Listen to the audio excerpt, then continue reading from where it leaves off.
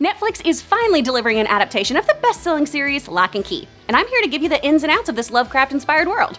Reviewing the plot and history of a comic to prep you for a comic adaptation? Ah, how original. No, seriously though, y'all, I love doing these, and Locke Key is a wild ride, so I am so excited to share everything about this series with you. I'll be letting you know the basics without spoiling any big plot points, so that you can jump into the series informed with some bare bones, but not ruined.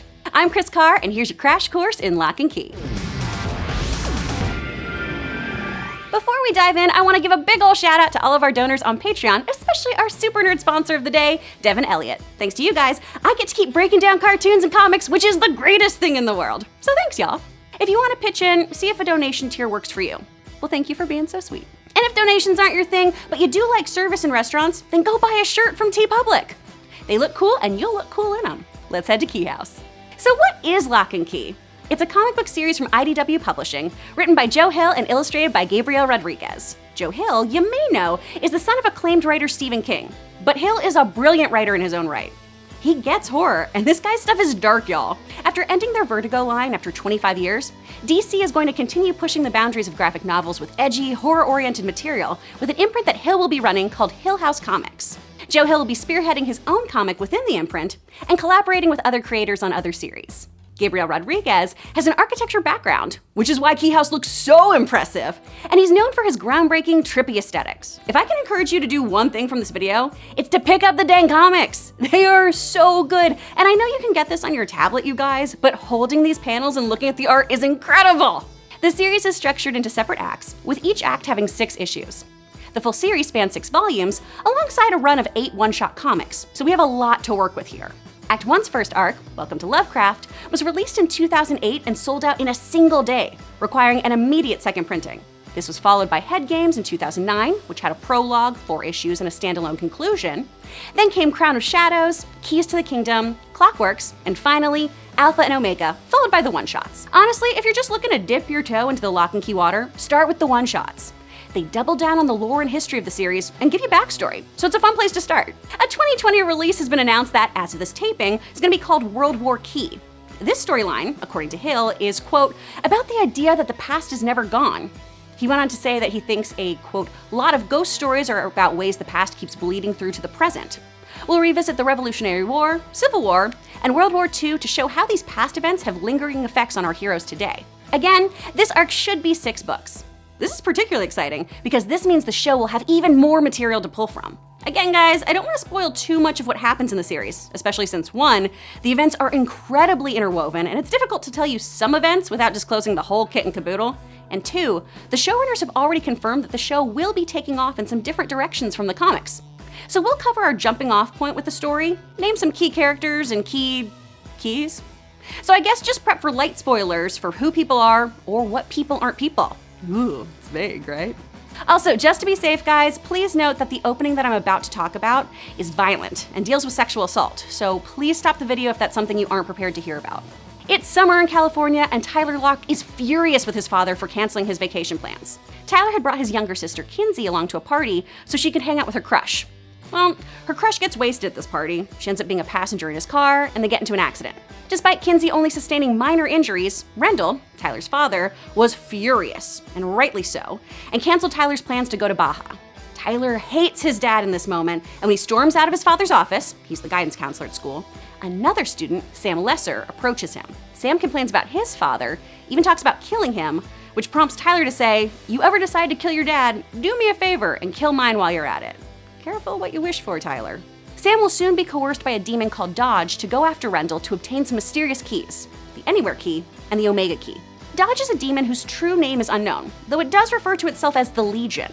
Dodge has multiple forms and identities, as they'll possess many different people throughout the series and take on different personas as they slink into the lives of the Locke family. So, Sam, under Dodge's orders, brings along creepy fellow student Al to attack the Lockes and bring back these keys. Sam holds Rendell at gunpoint, demanding the keys, while Al, who has always ogled his guidance counselor's wife, takes this opportunity to rape Nina Locke.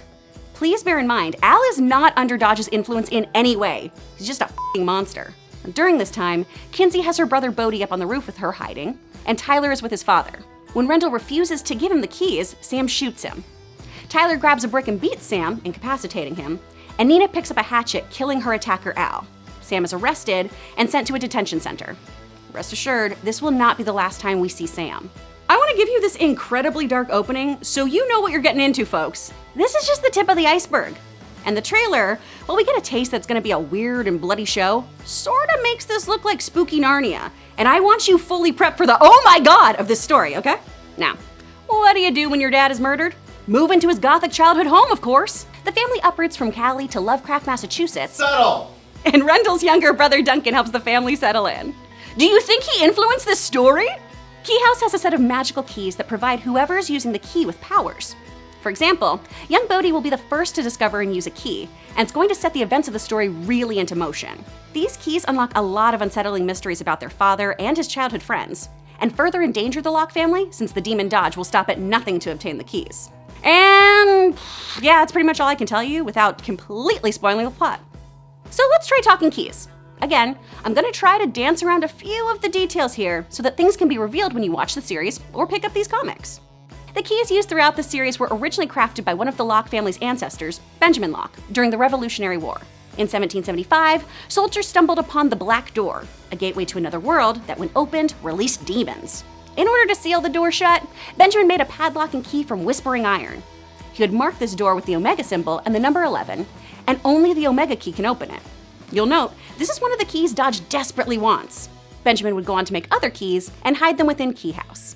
These keys include, but are not limited to, the Age Key, which can turn you into an elderly version of yourself, the Angel Key, which activates a harness with wings, the Animal Key, which allows you to be an Animorph, although it isn't clear if you get to pick the beastie you become, the Anywhere Key, which you'll recall Dodge was after, which makes any door the key is placed in a portal to anywhere in the world that the user can clearly visualize, the Echo Key, which is used to summon a tangible echo of a dead person within the well house, the Gender Key, which allows the users to change genders, the Ghost Key, a key that lets you become a ghost when you pass through the ghost door, the Giant Key, which makes you, you guessed it, giant, the Head Key, which literally opens your head so you can pluck out memories, thoughts, or personality traits.